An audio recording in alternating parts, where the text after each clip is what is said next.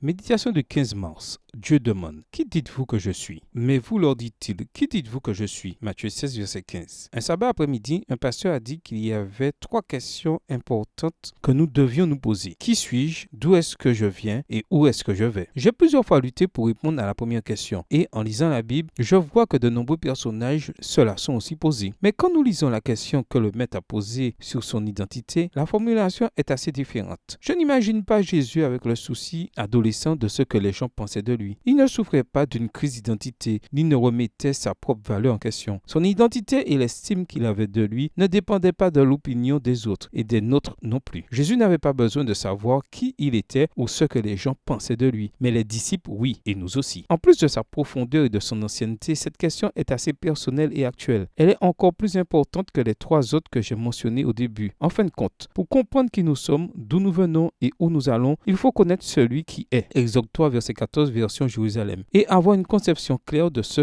en quoi nous croyons et savons à son sujet. Si nous avions une vie quotidienne de communion avec Dieu, il ne devrait pas être difficile d'avoir des centaines de choses à dire à son sujet. Le problème est que, souvent, nous ne le connaissons pas et nous nous conformons à ce que d'autres nous disent de lui ou, pire, nous croyons aux caractéristiques négatives qu'on lui attribue, déformées par l'ennemi. Au lieu d'aller au rocher, nous cherchons nos propres réponses à ces questions. Nous utilisons la science pour étudier nos origines, élaborons de façon indépendante les plans les plus sophistiqués pour arriver là où nous voulons aller et oublions en cours de route qu'il a des réponses à ces 3 questions. Et plus encore, nous oublions qu'il n'y a ni début ni fin à comprendre si nous ne connaissons pas l'alpha et l'oméga. Non, Dieu ne se sert pas de ce que nous croyons de lui pour exister. Cependant, toute notre existence chancelle si nous ne savons pas qui il est. Maintes et maintes fois, sa parole nous révèle des caractéristiques pouvant nous donner des fondements et des preuves suffisantes pour croire. Dissiper les doutes, générer des réponses à nos 3 questions et diriger d'autres personnes vers lui. Qui dis-tu qu'il est? Bonne journée à toi et que le Seigneur te bénisse.